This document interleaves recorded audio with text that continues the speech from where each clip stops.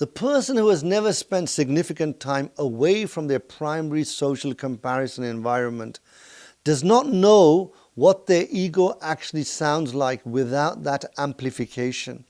The person who has never had a sustained period away from this algorithm created content does not know what their own desires actually are, as distinct from the desires that were installed through consistent exposure. The person who has never sat in genuine stillness for long enough to hear the spirit does not know what their own sense of purpose actually feels like, as distinct from the borrowed purposes installed by culture and family expectations. There is a story about a man who spent 40 years believing he was not good enough, not occasionally, not in moments of self-doubt, but as a baseline operating assumption that shaped every single decision he ever made. The careers he did not pursue because he assumed he would fail. The relationships he kept at a careful distance because he assumed he would eventually disappoint. The version of himself he kept small and manageable because somewhere deep in the architecture of how he understood himself was a verdict that had been delivered before he was old enough to question it. And now, at 62, in a conversation with his younger sister, he discovered where the verdict had come from. A single sentence said by their father to their mother, overheard through a wall when he was 7 years old. He will never amount to much, that one. One sentence, overheard once, never intended to be heard at all. And it ran his entire system for 55 years. Not as a memory he consciously carried. He had no memory of it. It had long since dissolved into the architecture of how he simply understood himself to be. This became the software running his subconscious mind. And that is not an unusual story. That is the human operating system doing exactly what it was built to do, absorbing the environment it was placed in and using it to construct the invisible framework through which every subsequent experience would be filtered. The question is not whether this happened to you. Of course it did. It happens to all of us. The question is, what was installed and is it still running? Is that software inside of you still running your life on autopilot? Today we name the sixth force in the human operating system. Not an internal one. This is not an internal force. Something different, something that operates from the outside but shapes everything on the inside. And this is the external influence. The invisible hand that has been building your operating system since before you knew you had one. Yes, it has been running you without you even realizing. In the previous episodes, we mapped the 5 internal forces: the mind, the heart, the ego, advancing and defending, doing all sorts of trickery, the body and the spirit. All of them internal, all of them operating inside the system. The external influence is different. It is not a force that originates inside you. It is the force through which everything outside you, every relationship, every environment, every cultural message, every digital input, every social system reaches inside and shapes which of your internal forces get strengthened and which ones get weakened. Think of it this way. Your internal forces are like instruments, each one capable of producing something, each one present in every human being. External influence is the conductor. It does not create the instruments, but it determines which ones get played loudest, which ones get practiced, which ones get developed, and which ones go silent through sustained neglect. A child raised in an environment where emotional expression was punished, external influence conducting the heart force towards suppression. A person who grew up in a community where status was the primary currency, external influence conducting the ego force towards constant dominance. A young child whose daily digital environment is calibrated to maximize comparison and the sense of being left behind. external influence strengthening the ego's defensive mode while steadily weakening the spirit. None of this was chosen consciously. Just remember that. All of it is running. And here is what makes external influence the most important force to understand at the end of phase one. Because without understanding it, everything else we have covered in this series produces a dangerous misunderstanding. The dangerous misunderstanding is this: if you believe your internal forces are entirely your own, entirely shaped by your own individual choices, then the responsibility for every dysfunction in your operating system falls entirely on you as a failure of will or character. And that framing is both inaccurate and unhelpful, because many of the patterns running in your operating system were not chosen by you.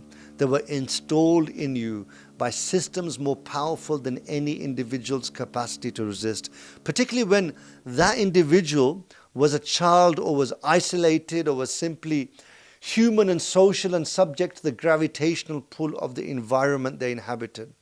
Understanding external influence does not remove your responsibility for your own operating system. It does remove the shame that comes from treating every pattern as a personal moral failure. And that removal of shame is not comfort, it is precision. Because a person who understands the source of a pattern accurately is in a far better position to change it than a person who simply condemns themselves for having it.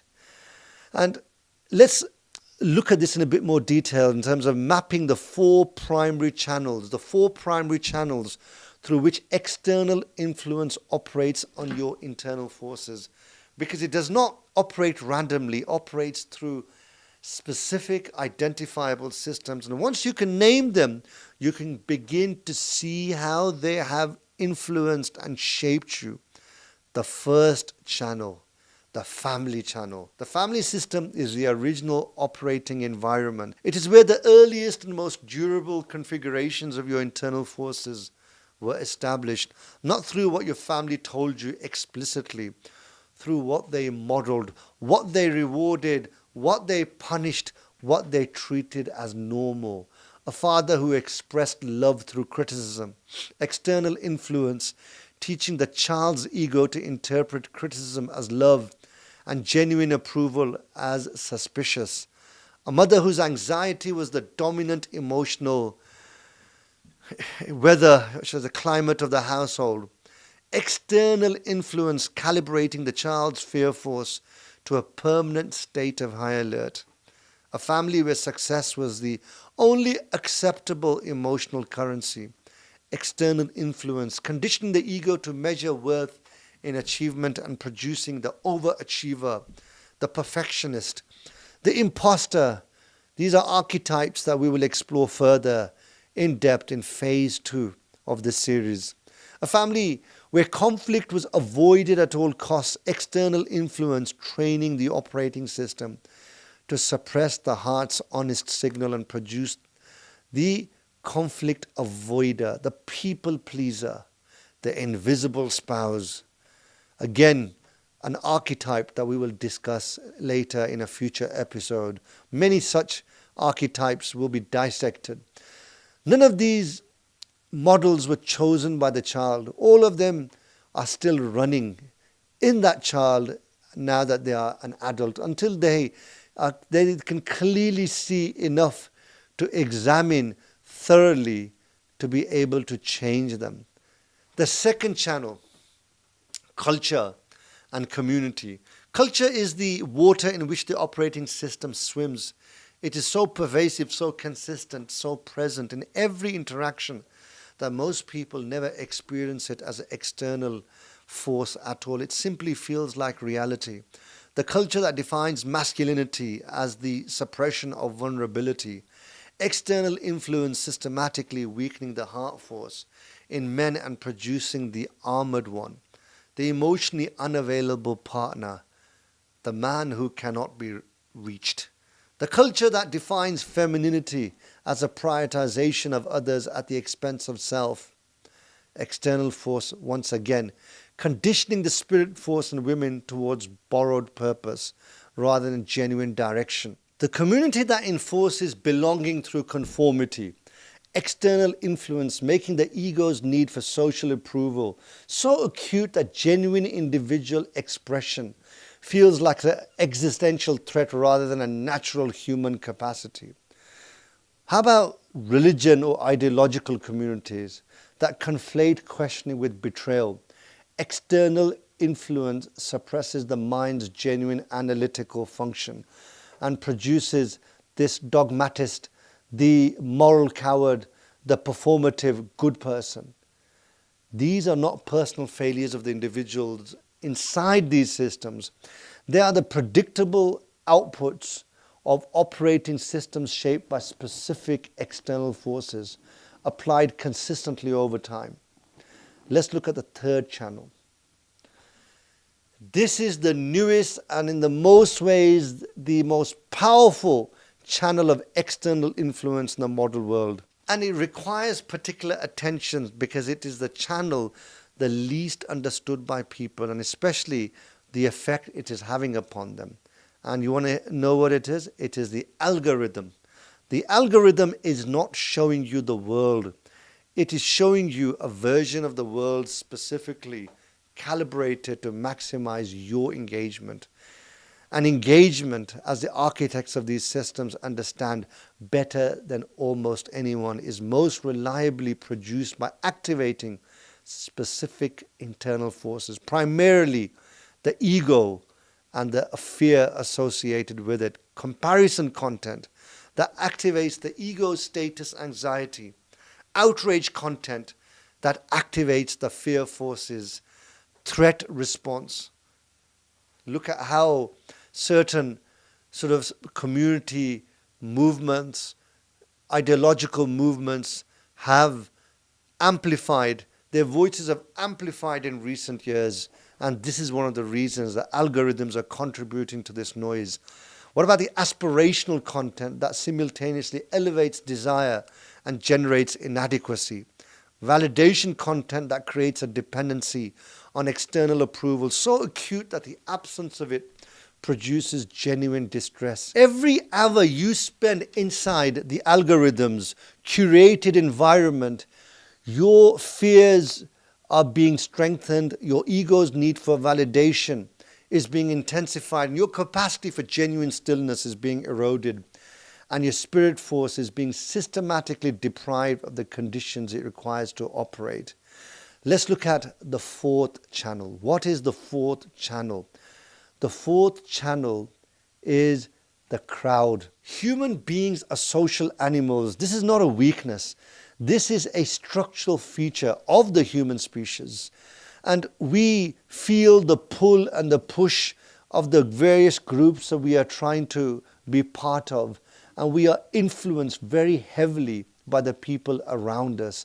And this is something that has been part of history, ancient history, and it's one of the most powerful channels available, the social group. The crowd determines what is aspirational, what is shameful, what is possible, what is off the table, what is worth pursuing, and what is beneath the consideration. And it does this not through argument or explicit instruction, but through the powerful mechanism of ambient social pressure, the gradual, constant, largely invisible weight of what everyone around you simply seems to believe without question. You absorb it, you internalize it, and then, like everything else, it is installed into your operating system. It stops feeling like an external pressure. It starts feeling like your own view. Let's look at how precisely this external influence operates on each of the 6 internal forces, because the impact is not the same on every force. External influence strengthens some of the forces and weakens some of them, and the specific pattern of that strengthening and weakening is what produces the operating system you are currently running. For example, let's look at the ego. The ego is the force most systematically amplified by modern external influence, social comparison, which the algorithm delivers in the concentrated form through the social media that you consume.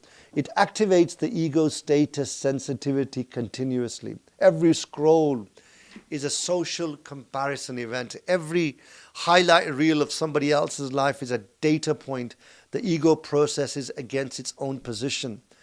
The result over time is an ego force running at a level of chronic activation that was simply not possible in environments without constant social comparison. The ego becomes louder, more defensive, more easily threatened, more dependent on external validation to maintain its sense of position.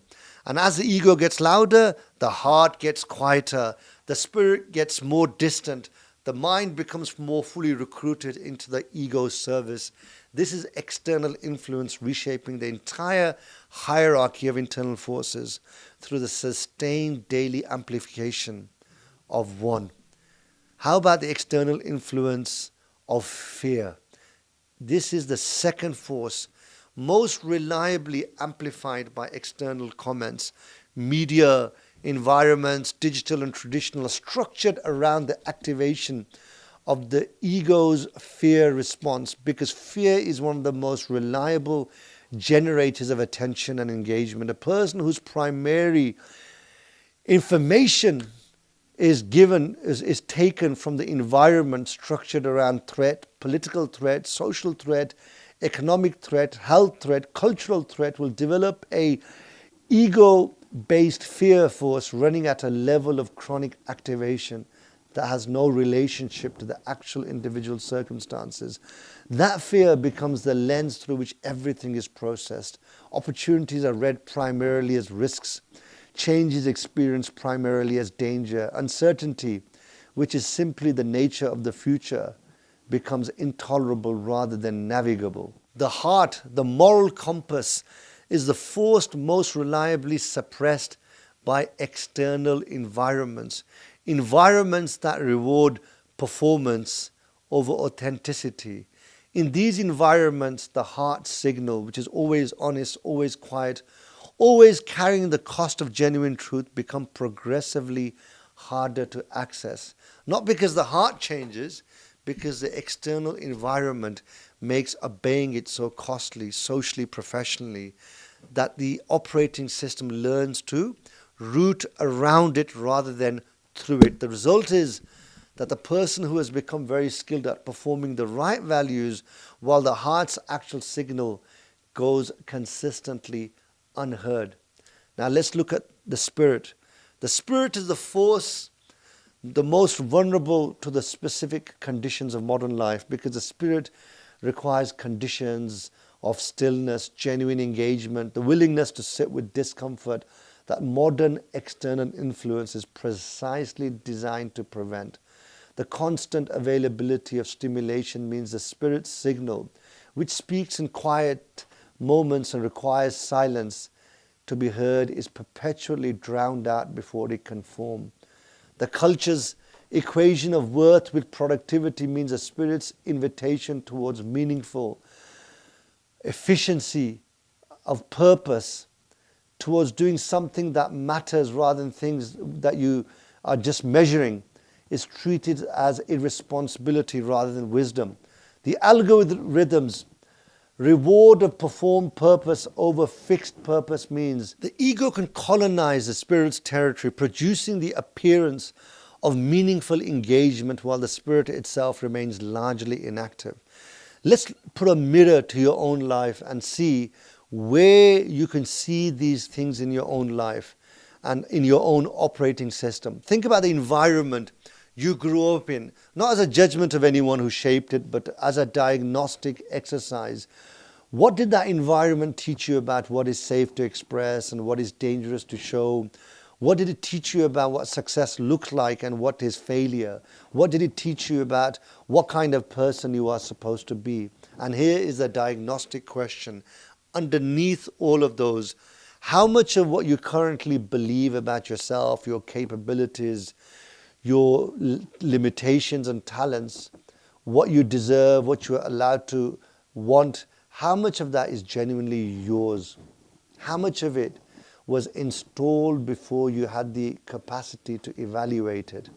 Now think about your current environment, not your past.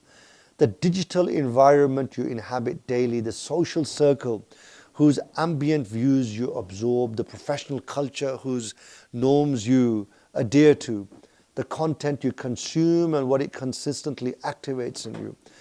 And ask yourself this one precise question about each of these.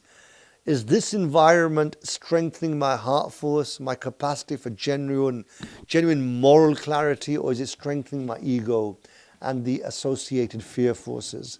My sensitivity to status threatens my sort of value of myself and my chronic sense of inadequacy.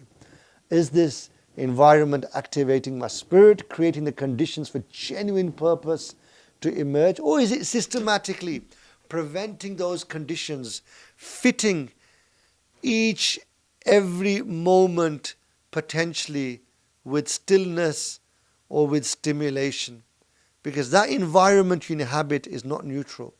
It's not a passive backdrop. It's an active force operating on your internal architecture every day, every hour, every moment, including now, whether you have been aware of it or not. So how is this external influence actually operating mechanically, precisely in a way that you can be on your guard and you can detect it when it is affecting the internal forces? The external influence does not override your internal forces directly. It shapes the conditions in which your internal forces compete. Think of it as adjusting the volume levels. Every internal force has a natural signal strength, a baseline level at which operating in the absence of external influence, and that external influence, when the volume is turned up or down, it affects it. An environment saturated with social comparison turns the ego's volume up, making it louder, more reactive, more dominant in the moment, and causing a competition between the internal forces. An environment of genuine community where belonging is not conditional or based on performance turns the fear volume down, creating space for the heart and the spirit to be heard more clearly. An algorithm calibrated to your most reactive engagement patterns turns the fear and ego volumes up simultaneously, creating a chronic state of activation that makes the quieter forces almost inaudible. A period of sustained withdrawal from those environments, even temporarily, allows the volume levels to rebalance. The fear force reduces, the ego's chronic anxiety softens, and in that softening, the heart and spirit, which were always present but inaudible, become more louder slowly and begin to resurface. This is not mystical, this is not magic at work, this is the operating system responding to the removal of the forces that were suppressing its quieter signals. And here's the most important implication of this mechanism. You cannot evaluate your own internal forces while you are completely immersed in an environment that is systematically distorting their volume levels and causing them to compete with each other. The person who has never spent significant time away from their primary social comparison environment does not know what their ego actually sounds like without that amplification. The person who has never had a sustained period away from this algorithm created content does not know what their own desires actually are, as distinct from the desires that were installed through consistent exposure. The person who has never sat in genuine stillness for long enough to hear the spirit does not know what their own sense of purpose actually feels like, as distinct from the borrowed purposes installed by culture and family expectations. This does not mean you need to retreat from the world to understand yourself. It means that self-knowledge requires some degree of distance from the forces that are constantly shaping you. Otherwise, you are not examining your operating system. You are examining the version of it that the environment has produced and mistaking that for the whole truth. And this is what we need to do is take a moment to stop and reflect and say something important about what this framework is not saying. It's not saying that you are simply a product of your environment. It's not saying that your choice is not your own, that your character is entirely externally determined, that the forces installed in you by your family, your culture, your community, your original environment are fixed or permanent, impossible to change. They are not.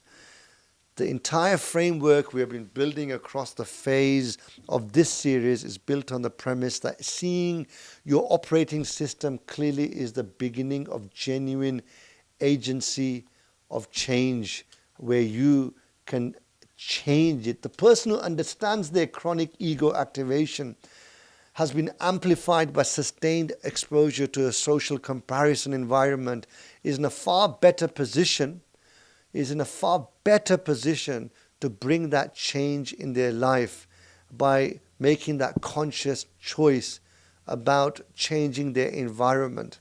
The person who recognizes that the ego's defensive mode was calibrated to a high baseline by an unpredictable early environment is in a far better position to distinguish genuine caution from installed defensiveness than the person who simply accepts every cautious impulse as their own honest wisdom.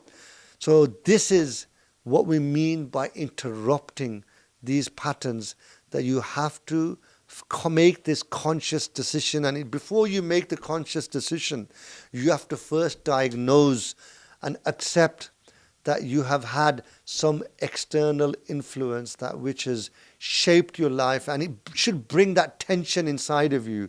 The tension that I want to leave with you is that in every episode in this series has given you a mirror. The mind episode asked, who is your thinking actually serving? The heart episode asked, what does the part that already knows already know? The ego episode asked, which force has been running the show without your awareness? The body episode asked, what have you been letting through the gateway without examining it? The gateway of the stomach, the eyes, the ears. The spirit episode asked, what actually matters to you when everything performed for an audience is removed? If the audience disappears, would you still carry on performing? And today, the external influence episode asks the hardest question of all. How much of what you have been calling yours was actually chosen by you? That you have been calling you, your version, how much of it was actually chosen by you? Not with judgment, not with implication that nothing is genuinely yours, but with honest reflection that the operating system you are running today was shaped by forces far more numerous, far more powerful than your individual decisions. And those forces are still operating inside of you right now through every environment you inhabit, every relationship you're in, every platform you use, every community you belong to. The question is not whether external influence is shaping you. It is. The question is whether you are aware about it enough to be able to do something and make that conscious choice about which influences you allow to continue. That is the shift that this framework is designed to produce, not the elimination of these external influences, which is neither possible nor should it be encouraged, but the transformation from an operating system that is shaped by external influence unconsciously to one that chooses its influences deliberately. That choice, made consistently and consciously across every significant area of your life, is the most important, powerful thing a human being can do to improve the quality of their own operating system. So we've now have completed a full breakdown of all the 6 forces that which are shaping your life and are competing for your attention. 5 of them internally, 1 externally. And we've created a whole roadmap just to show you an outline of how your life is being run and operated at the moment. The mind, the rationalizer that serves whatever force is strongest. The heart, the moral compass that always knows and never lies. The ego, the default dominant force, advancing when it wants more, defending when it feels threatened. What most people experience as fear is the ego in its defensive mode. Same force, two expressions.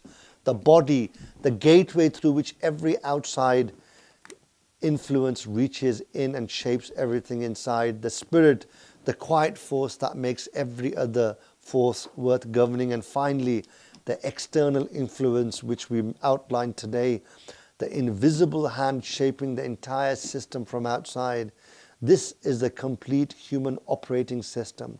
And in the next few episodes, we step back and look at the entire map, not to review what we have covered, but to show you something that only becomes visible when all of these forces are seen together, which is this, that every pattern of human behavior, every dysfunction, every recurring mistake, every relationship that keeps ending the same way, every professional pattern that keeps producing the same outcome, every version of you that keeps showing up when you promised it would not, every single one of these patterns is the predictable output of a specific combination of forces, not a random combination, a specific, diagnosable, recognizable combination that has a name, a wound, a blind spot, and a pathway to change.